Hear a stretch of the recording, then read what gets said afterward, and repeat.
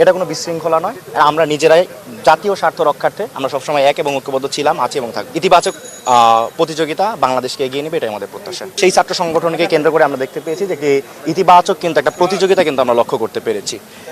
ইতিবাচক প্রতিযোগিতায় কেউ এগিয়ে থাকবে, কিন্তু কেউ পিছিয়ে পড়বে না। ইতিবাচক প্রতিযোগিতা বাংলাদেশকে এগিয়ে নেবে, এটাই আমাদের প্রত্যাশা। দেখুন না, এটাকে আমরা ইতিবাচকভাবে দেখছি। ইতিবাচক প্রতিযোগিতায় এটা কোনো বিশৃঙ্খলা নয়।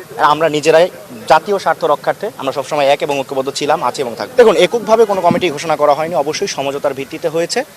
আর যেই প্রতিযোগিতাটা হয়েছে আমরা দেখতে পেয়েছি যে নতুন ছাত্র সংগঠনের প্রতি কিন্তু বাংলাদেশের ছাত্র সমাজের বা বাংলাদেশের শিক্ষার্থীদের কিন্তু একটা আগ্রহ কিন্তু আমরা দেখতে পেয়েছি এবং বাংলাদেশের বাছাই করা আলু আর স্পাইসি সিজনিং এ প্রাণ পোটাটা চিপস নাকি বিস্কিট খেয়ে বুঝে নাও। শিক্ষার্থীদের আশা আকাঙ্ক্ষার যে প্রতিফলন রয়েছে সেই প্রতিফলনটা কিন্তু আমাদের এই ছাত্র সংগঠন কিন্তু নিশ্চিত করবে। সে লক্ষ্যে কিন্তু আমরা দেখতে পেয়েছি যে আসলে প্রাইভেট বিশ্ববিদ্যালয়ের শিক্ষার্থী কিংবা সাত কলেজ, ঢাকা বিশ্ববিদ্যালয়ের শিক্ষার্থীদের মধ্যে একটা প্রতিযোগিতা কিন্তু আমরা লক্ষ্য করতে পেরেছি। এই প্রতিযোগিতাকে এটা ইতিবাচক প্রতিযোগিতা। দেখুন, এই অভিযোগটা আসলে কেন্দ্রীয় সংসদের যারা দায়িত্বশীল রয়েছেন তাদের কাছে যদি জিজ্ঞেস করা হয় তারা সঠিক উত্তর দিতে পারবে। দেখুন, এখানে আসলে ঢাকা বিশ্ববিদ্যালয়ে কোনো সিন্ডিকেট করা হয়নি। দেখুন, এখানে দুইটা কমিটি করা হয়েছে, একটা হচ্ছে সেন্ট্রাল কমিটি এবং ঢাকা বিশ্ববিদ্যালয় সংসদের একটা কমিটি।